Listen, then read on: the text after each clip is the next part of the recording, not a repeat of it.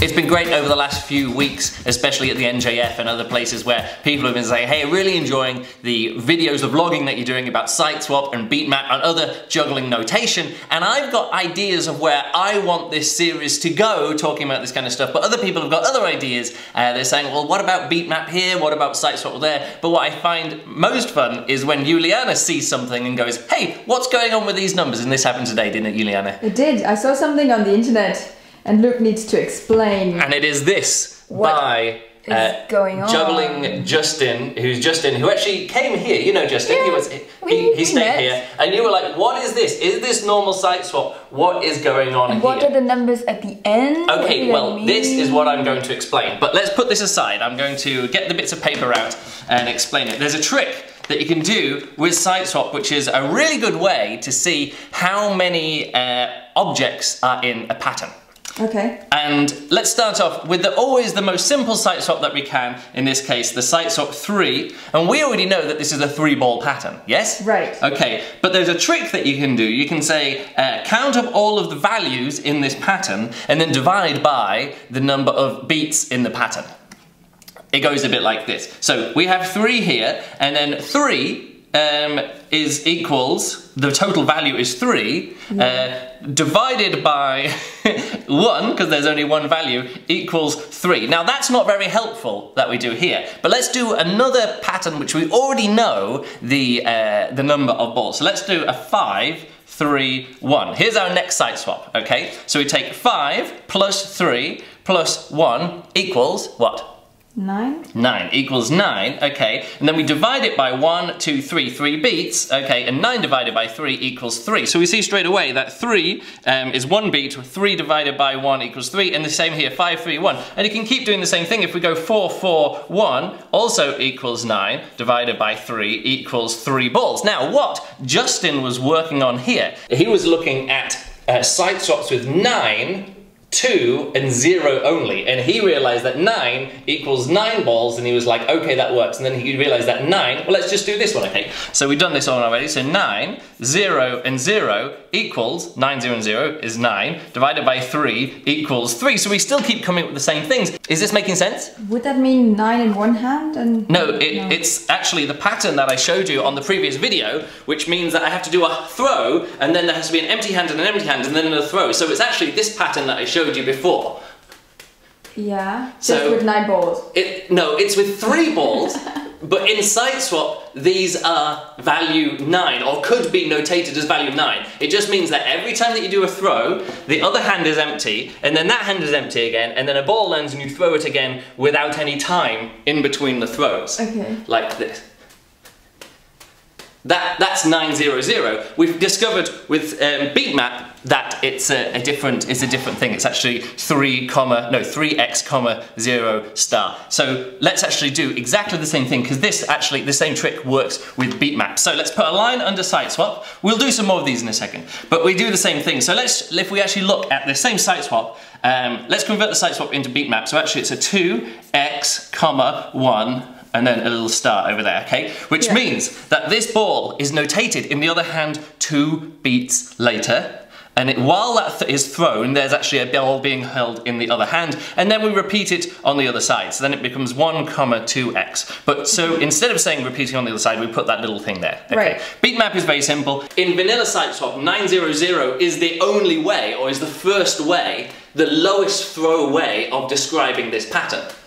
Whereas in Beatmap, you actually have a 3, 0 star x, okay. So we realize that this 3, 0 is actually a similar pattern to that. But this is reduced really down, and this is kind of what it naturally feels like. So this 900 doesn't particularly mean it is 9 balls. No, it doesn't mean it's 9 balls. It's actually 900, which is the value of all of these numbers combined, equals 9, and then you divide by the number of beats equals 3. But exactly the same thing happens over here. Okay. So we get a 2 plus 1 is what?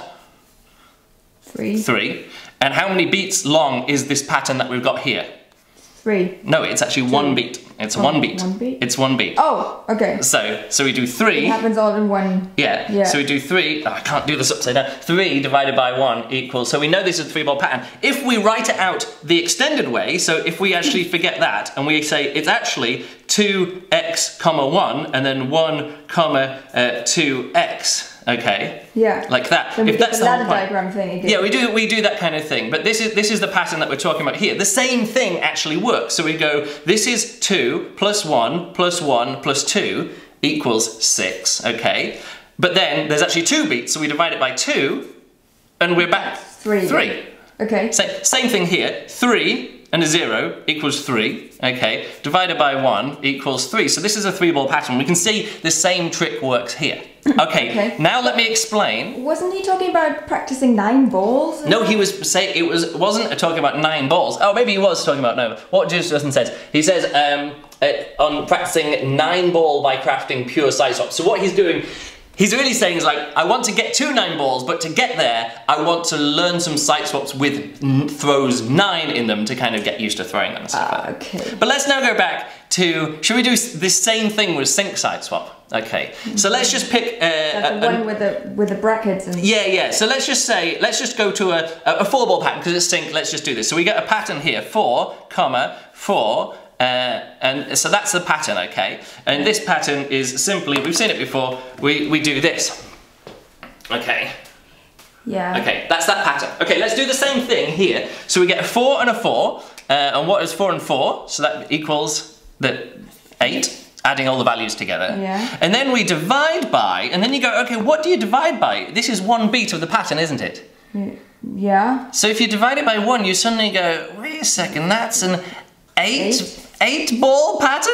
And it turns out, no, it isn't. Because again, with sync Siteswap, you've got to remember that this is actually only part of the pattern. There's always another beat here, which is... We don't write down. We don't write down. I remember. So if you do this same trick in sync Siteswaps, you've actually got to put you've got to count each beat. So then you've actually got to go, actually that is 1 times 2, because for each beat that there is, you've actually got to times it by 2. So it doesn't equal 8, it actually equals 4. So the same trick does work, but you understand that when you're talking about synchronous patterns or patterns where synchronous throws can do, you realize that beat map is actually kind of the more natural way of doing it, because the mathematics tell us that we should be counting where the beats in between. You should count the beats, but just in this... In this one, it says, no, we're going to throw away all that information, but then the mathematics is saying, no, we actually need that, we need that information to make this work. So then you've just got to do this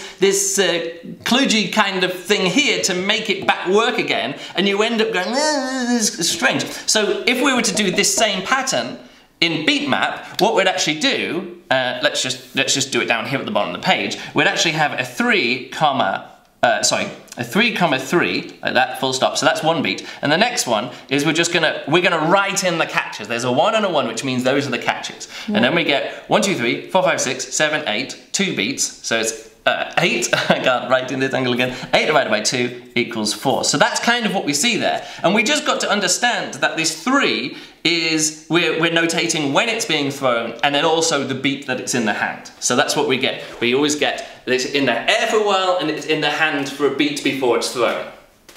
Does that make sense? Okay. Okay, now the next most important step of using this trick, this isn't the end of the trick, because we're actually doing patterns that we know work already and discovering how many balls are in them, okay? Yeah. And that's what Justin was doing. He was going, okay, this has got 3 balls, this has got 5 balls, this has got 5 balls, over here there's 6 balls, 7 balls in there like this, and 9 has got 9 balls in because it's 9 divided by 1. Why does he have a not smiley face after that? Because that's too difficult, he can't do that. Okay. But then you're thinking, okay, what are these other boxes around there? Some of them have got boxes and some of them don't. What does this tell you? It can tell you like how many balls could be in the pattern, but unfortunately it doesn't tell you if the pattern it's possible to juggle, if it's a valid pattern or not. And we can demonstrate that now by doing a pattern. For example, we could do well, let's just use one of these, okay? So we've got this pattern here. Let's do 9, 9, 2, 0, okay? So what have we got here? 18, 20. Yeah. 20, so that's 20. Divided by 4. Divided by 4 equals 5. 5. A 5-ball pattern. Now, what I'm going to do is go over here into the Diablo Siteswap, because this Diablo Siteswap thing, this is why I really like this,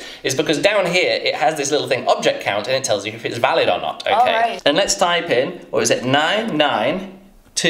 0. Okay, so at the moment, how many balls is it saying? It says it's got 6.6, but I'm going to add the 0 to the end here, and it's going to say 5 balls, and it's a valid pattern. So if we just do this, and then we can see it going there. Okay, that worked out for that one, but I did realise that's what's this one here. Okay, he goes 9, 9, and then 0, 0. It keeps adding zeros until it works out to 3. So let's go back to this one again. So he goes like this. So how many? It was 9, 9, okay, object count, that would be valid, and then he goes 0, 0, not valid, that's not enough objects, you can't do 4.5 balls, 3.6 balls, and then he goes, this number of balls, okay, you actually get 9, 9, 0, 0, 0, 0, it all works out, because then you've got 18 divided by 6, and you're thinking 18 divided by 6 is 3. We've got a new 3-ball pattern, but actually, if we try and do it, there's this little sign here saying, it actually says here, invalid. Okay, now let's look back at what Justin did about this.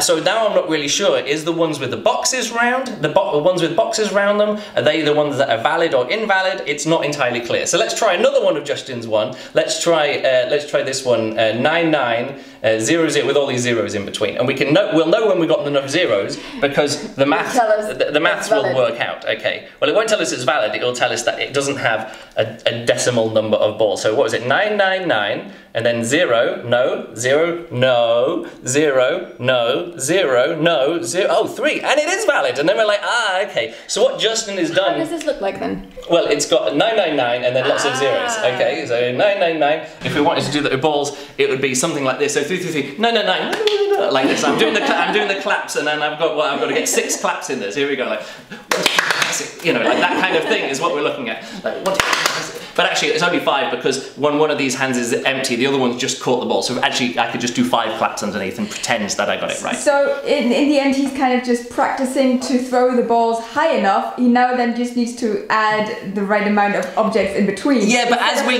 we can already see, he goes, oh, this is a valid pattern, but how do you count those zeros underneath? What do those zeros mean? If you're doing it this way, 1, 2, 3, 4, 1, 2, 3, 4, those 9s have to be actually way higher than you need to do to learn 9-ball juggling. But if he's doing 3 balls at the speed that you've got to juggle 9 and then throwing them up there, like, so it's a nice idea that he has here, but what he's really done is just he's kind of rediscovering what these are and discovering that some of these, like if you just get a random number so if I just do, like this is just off the top of my head, let's do a 5, 6, 7, 7, well, that's not even a number, the 7, 5, 6, 7, 6, 3, okay, so let's do this, okay, so we've got 1, 2, 3, 4, 5. To do with maths? It's not only maths, it's not math, this is about juggling. So 5 plus 6 is 11, plus 7 is 18, plus 6 is what, 24, plus 3, and what are we up to there? 27. 27, so you're like, oh, 27, this might be like a pattern because we can divide 20, it's not a prime number. If you end up with a prime number here, you're like, you're fucked. But okay, but it's 1, 2, 3, 4, 5, and then you go 27 divided by 5, I'm not even going to bother doing that, you're going to get decimal point. It's not going to work. Yeah. It's going to be like, you're doing like 5.2 something balls or something, I don't even know what it would be. I'm not going to even bother doing it in your head because you realize it's not going to be. The final step in this is when you go, okay, so we've got numbers, so if you actually get 5 numbers, so if you get like, this is just off the top of my head, so if I get a 5 and a 5, let's add up 5 numbers to get to 25, okay? And then we'll divide them by 5 to get 5, okay? Five. So we could just do 5, 5, 5, 5, 5. We're like, oh, that's exactly because we're definitely going to get it. But what happens if we go 5, 5, 5, and then we do a 4 at some point, and a 6 at some point, and then another 5, and we're like, will that work? Okay. Theoretically? Well, actually, no, because we'll know that it'd have to be a multiplex pattern which isn't finished writing out yet, because that 5 is going to land over here, and the 4 is actually going to land on the same beat later. Okay. And we know that because this is going to land 1, 2, 3, 4, 5 beats later, and this is going to land 1, 2, 3, 4 beats later, and they're going to clash here later on in the pattern. So we know it isn't. But it has actually been proven, I'm not going to do the proofs now or anything, but it has been proven that if you get a series of numbers which add up to a whole number which can be divided by the number of digits there are to end up with this over here, it is possible to rearrange these numbers to get a valid Siteswap. And I'm not going to do the maths now because, to be honest, off the top of my head, I mean, there's different proofs to this. I'm not going to do any of the proofs now. But actually, what we'd have here is you could swap these balls around. So you get a 5, 5, 6, 6, 4, 5, and actually, this all works out. Okay. So if there are a series of numbers which add up to a whole number which can be divided by the number of numbers in them, and to get a whole number at the end, it's possible to make a Siteswap out of that rearranging. By rearranging those numbers. No, it's not cheating. It's actually a really good way of coming up with new patterns. All right. You know, because you just go, oh, I've got a 5 and a 4 and a 3 and a 2 and a 1. What can I make out of that? And it turns out if you do a 5, a 1, a 2, a 3 and a 4, if you rearrange them in that order, you actually get a valid pattern. And it's a 3-ball pattern. Okay. Okay. Finally, last little bit. If you have a multiplex here like this, and a 3 and a 3. How is this going to work? So this is a 3 and a 3, 6, 9 and 12, okay? So this is 12 values here, but you don't divide it by the number of numbers in the pattern, you actually divide it by the number of beats in the pattern. Okay. So this isn't, you don't get these numbers, this is a multiplex. You don't get these numbers and divide it by 4, you actually divide it by 3 because there's a beat here and a beat here and a beat here. Okay? Okay. And that comes down to a 4-ball pattern, and we can tell it's a 4-ball pattern because it's this pattern. So the same trick works with multiplexes, but you actually have to, and this is the same in beatmap as well, and it's obvious in beatmap, because in beatmap a multiplex, again, isn't held up as anything special, so if I just added another 1 there, okay, I'd just have to, this would have to be, you know, 4 and stuff over there, oh, and actually another 1 here, so you'd all straight away, 4 divided by 1 is there, so that would actually be, sorry, over here, not there. That would actually be straight away a 4-ball pattern, which is simply, in the end, it's this. Oh no, what is it? It's this. It's just doing that same pattern while holding 1 in the hand. That 1 just becomes a hand. So again, that's another way of saying that beatmap is kind of mathematically just, I wouldn't say superior, it's definitely superior to this, but it's just these things just fall out of it. You know, because it's talking about beats, you don't need to worry, oh, is it a multiplex or not? It's just, the numbers just work out with a valid pattern. Right, that's it for today. Did you learn everything that you need to learn about valid Siteswaps and rearranging things like that? I got closer to getting to know it. At least you understand what Justin was doing on Instagram today. Yes. That's good. Good luck with that.